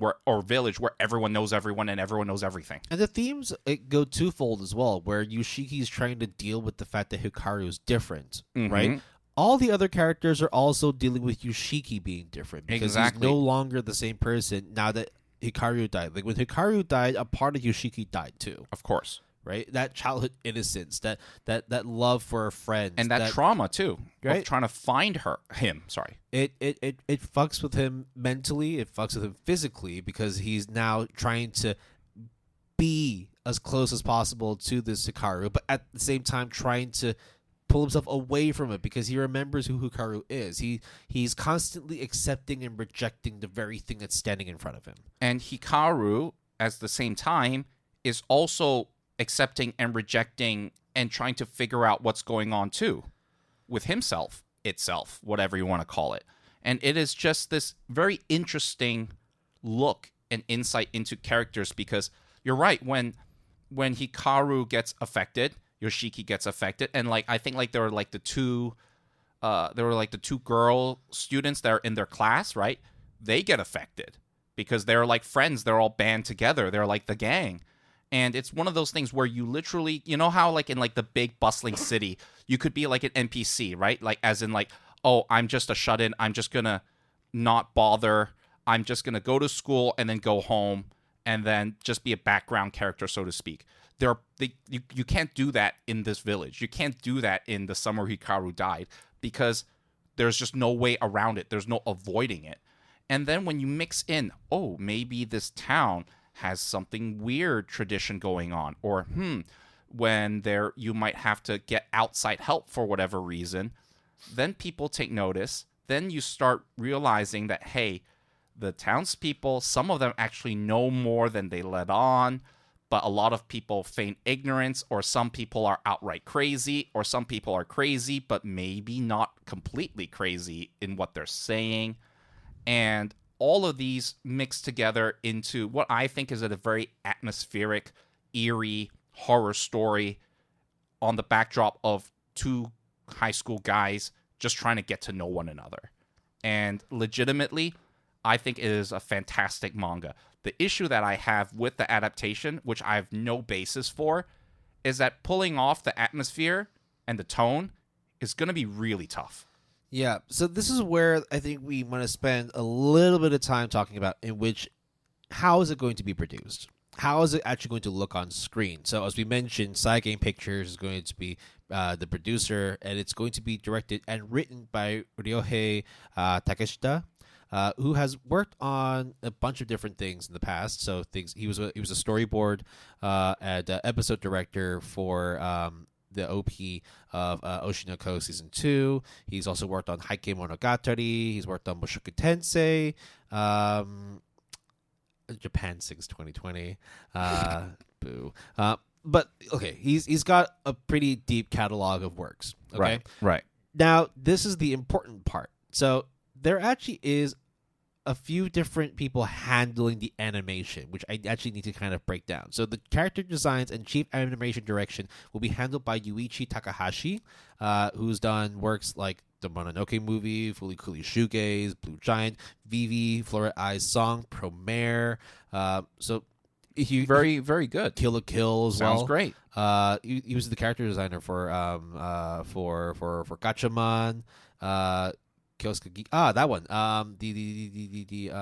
Kyosagiga? Kyosagiga. That's the one that you watched for one of your closet cleanups. Yeah. About like the rabbit and stuff. Yeah, I remember that. It was pretty decent. Yeah. Yeah. So looks wise, this guy probably has a pretty good hold. Now the weird one. And this is credited on Wikipedia, so I actually have no source for it. The Doro Doro animation. Don't know what that is. Like when I looked it up, it said, "Do you mean Dororo?" But the Dororo animation will be handled by Masanobu Hiraoka, and their works are Jujutsu Kaisen special effects. They worked on Chainsaw Man. He was an episode director, key animation, and special effects director. He's also worked on a bunch of other stuff, like he was also on Dororo as well. Funny enough, Little Witch Academia for some key animations. So. Bar the director, which I don't really know all that much, and looking into the other. Also Yuichi did Suritama, that fish one. Oh yeah, okay. Yeah, so I think that that's in a village. Yeah, character designs, animation, it should all look fine. It should. Yeah. However, we also do not know much else about it in terms of who the voice cast are. No, we do know the voice cast. For two people, with is Yoshiki and Hikaru. That's not a voice cast then, right? Like, no, sorry. Voice actor, like cast list of two people, I guess. So we will need to at least see who is going to make up the rest of the crew. To me, the most important part that they have not announced is who's going to do the music. Or the sound composition. That to me is like the most worrisome part for me. In terms of getting the tone, getting the vibe right. I don't know. Because I always think that, like, in these types of horror, sound effects and Foley work is extremely important. Yeah, and it's actually kind of interesting they actually haven't announced who's going to be doing the sound design. All they have right now is the director, series composition, character design, and apparently a Dodoro character. I don't know what that is either. I don't know. Maybe it's a typo. I don't think so, but I have no idea. Maybe if you know, send us an email or message us, because I would like to be enlightened too. But yeah, nothing else beyond that. Oh yeah, and the two voice actors, VAs for Yoshiki and Hikaru. So, and a PV where half of the PV is real life footage, and then it shows them at the convenience store in the beginning of chapter 1. Wonderful. That's exactly how they did the fucking summertime render stuff. Their ED is legitimately just a pan shot of a ferry ride across an island, and it's a real shot too. Yep, that's basically it. Actually, the voice cast is interesting. Hanoi-kun, and the other one is from Zom 100. Yeah, so the guy that's going to be doing Hikaru, Shoshimin series, the heroine, the loser heroine one. Yep. Let's just say that these two voice actors are very busy. Yeah, they've been doing a lot of stuff. Actually, they both worked on Loser Heroine. Maybe that's how they got to know one another. Probably. I mean, to be fair, a lot of voice actors work across a bunch of different stuff. Yeah, I think it's just that they've been very, very busy the past year. They've actually got almost 20 apiece in terms of credited works. The past year. So, what do you think of the manga? What do you think of the anime adaptation, Will? The manga is amazing. Yeah. I love the fact that even though it's black and white, it still makes it very technicolor, psychedelic. The visual claustrophobia definitely makes it very uncomfortable to read, but at the same time, you just know that that's something they're gonna have to nail really, really absolutely well. Am I hyped for the anime production? Yes. simply because it's just nice to see more seinen productions, right? But am I worried? There's a lot of things that leave me wondering whether or not it's going to hold up well, right? Like you mentioned, no sound director, in which these things is absolutely important. Like, yes, I imagine that there's going to be a lot of silence in this, but it's also the timing of it. It's also like having enough sort of background noise. Like, are you just going to throw in like a fucking B-roll of cicadas just chirping the whole time? No, right? even that and timing and the volume and the swelling of that sound effect is extremely important, especially in the first couple of chapters when in the first, I think, volume, there's a lot of these sound effects that is kind of visualized on the panel. So it implies that is an extremely important aspect of the cues that is trying to give, in this case, from the manga, the reader, and the anime, the viewer. I also think that it's kind of interesting that Netflix picked it up right away. Yeah. They picked it up right away because they wanted to make a quick buck, right? Because this is just going to be one season, at least for the next couple years. There's only 6 volumes out. I don't know, but I don't think it will last more than a season. Occur, absolutely. 12 episodes. And that's it. The only way this is going to do well is if it is a banger. It is really fucking good. But even if it is really good, it's very much dependent on whether or not the creator can actually create enough work to get adapted. Yeah, and I think the horror thing is obviously is not that receptive to a lot of people, which is going to be a tough sell. Then when you add the boys love part on top of it, I think it might, at least on face value, turn a lot of people away when this is actually an awesome series. Yeah, I mean, if you're too focused on the boys love thing, that's just you. Yeah, I honestly never if anything, it just shows it actually shows the fragility of friendship, in the sense that these two are not lovers. They don't it's not fully it's not fully on page that they say that they are lovers. It's just that, I mean, love for one another does not mean that they're lovers. No. And I think one of the big themes about the manga is both of them trying to process this after this sudden change. What does this person mean to me and all that? Exactly. Are we friends, or are we more than that? Are we really best friends, or are we just sort of mixing up emotions with what is actually happening right now? Or have I lost my best friend and there's no way to go around it and I just have to accept that? Yeah. So of the 4, I think it's really safe to say that I am most looking forward to this one. Whether or not it will be enjoyable is a whole nother thing. Right.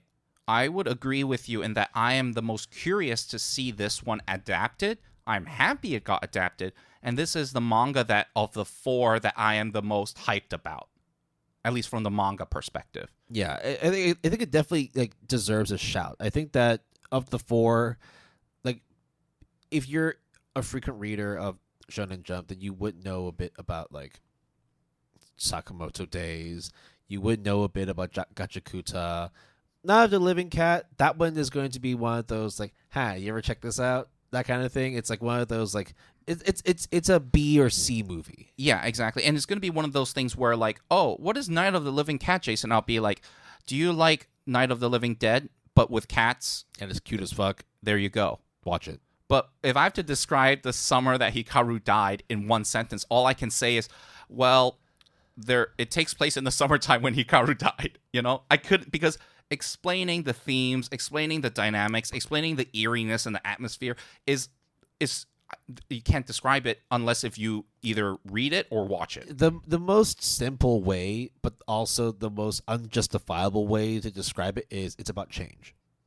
No, it is. It is. And a lot of times horror stories, when you distill it down, is that simple of a theme, and then it expands into all of these different things on the backdrop of horror or gore. And in this case, I just think we don't get these. I don't think there ever is a horror boys love manga series. I'm always down for more horror. I'm always down for more seinen. However, given our track record, given our history with the genres, we've never really had good horror. We've rarely ever had good seinen. And when you put the two together, oh, fuck. And then you tell me Cygames Pictures is doing it, and you're also telling me that you've got a director and a key animation and character designer, but you don't have a sound designer? Or at least you're not willing to announce it, and it's coming out in the summer. Y'all got like 6 months. Or actually, you might have less because you have to start. Yeah. Oh, yeah. 6 months for it to come out. Your post-production got to be done by, like, March. Yeah. So, because you got to start rolling out the trailers. You got to start hyping it out. You got to start. And you also probably need to have a new volume of the manga coming out to coincide with it to let people know. Let me hey, check. New things are coming out, man. It's oh no, a lot of things are working hard. March 18th, 2025 is the 5th volume. Okay, it comes out June 4th in Japan. No, it doesn't. It doesn't. I lied. The latest one that came out was Volume 6 that came out just last month. Yeah, sorry.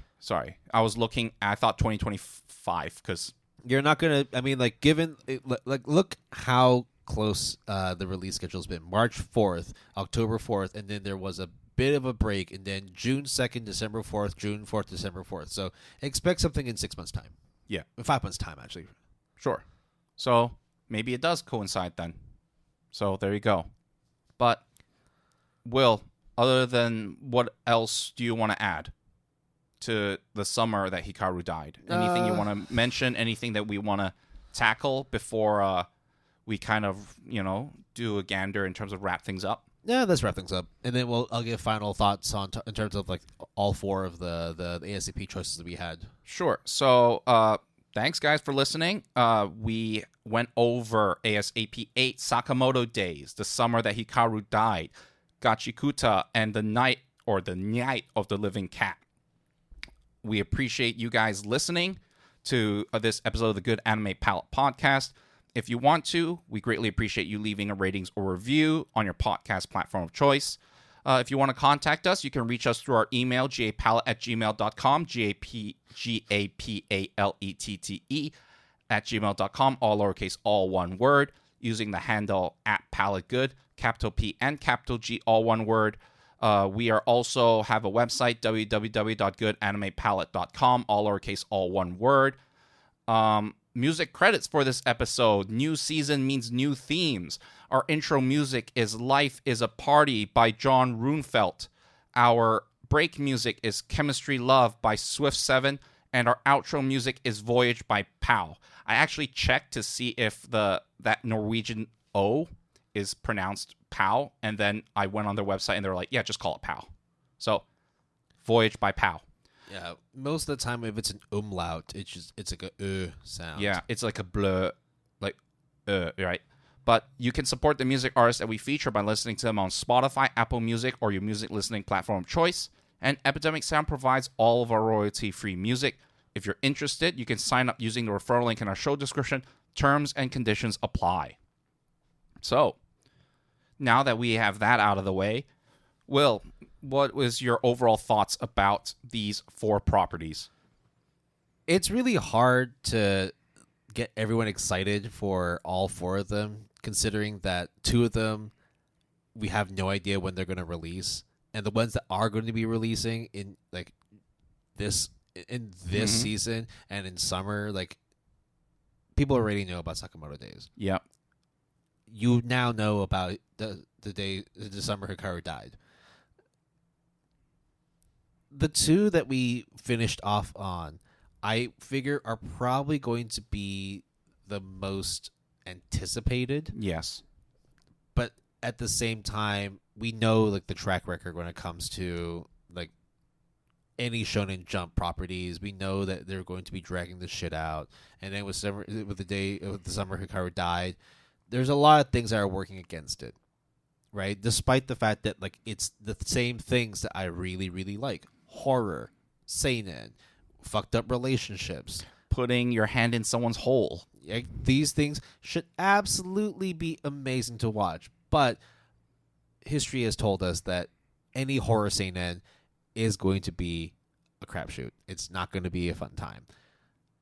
especially when you back it up with a studio that is not known to be working on horror slice of life. Didn't Cygames did like the Naruto games or something? They did a different game. I think they did. Oh no, they did Blade Runner Blackout 2022. Cinderella Girls. They did Uematsume. I don't know if they did. Oh no, I'm just looking at the animation. Yeah, studio. the animation studio. The games that they've done: Rage of Bahamut, Tiger and Bunny, Dragon Quest, Grand Blue Fantasy, Idolmaster. So a lot of mobile games. Dragalia Lost. I don't think they did Naruto. No, they didn't. Do Naruto. No, they didn't. They did Shadowverse. Uma Musume. Yeah. Princess Connect Redive. They did. Yep. So there you go. Yeah, I said that one already. Yeah. Yeah, my bad. So yeah. My opinion is pretty much the same as yours. I think that these 4 shows are worth checking out regardless. But there are 2, which is the latter 2 that we talked about, that I'm the more interested in. With obviously the summer that Hikaru died being very, very much in the forefront, just because we don't get a lot of horror. And I just think that it might just be, hopefully, something that we will sing praises about. To surmise each 4, Gachiakuta has the potential to be a fun time, but it could easily fall by the wayside, depending on when it releases. The Night of the Living Cat is going to be hilarious, but it's not going to be something that I think people are going to be talking about to the end of time. Sakamoto Days is Sakamoto Days. You know it's going to bang, but will it have the staying power to be like the next shonen series? I don't think so. And the summer Hikaru died is obviously the one that I think is the most art house potential, in that it could be easily 5-10 minute standing ovations, or it could easily just completely bomb. Yeah. I don't know, but we'll have to see. We'll have to see. And you will first hear about Sakamoto Days in a couple weeks' time. Yeah. And you will obviously hear us about these ASAP choices when they air, because we will definitely be covering them. So I think that pretty much wraps it up. Will, any parting thoughts before we close up shop for the day? My parting thoughts. Damn, fuck. You gotta stop parting thoughts with parting thoughts, man. Ah, god damn it.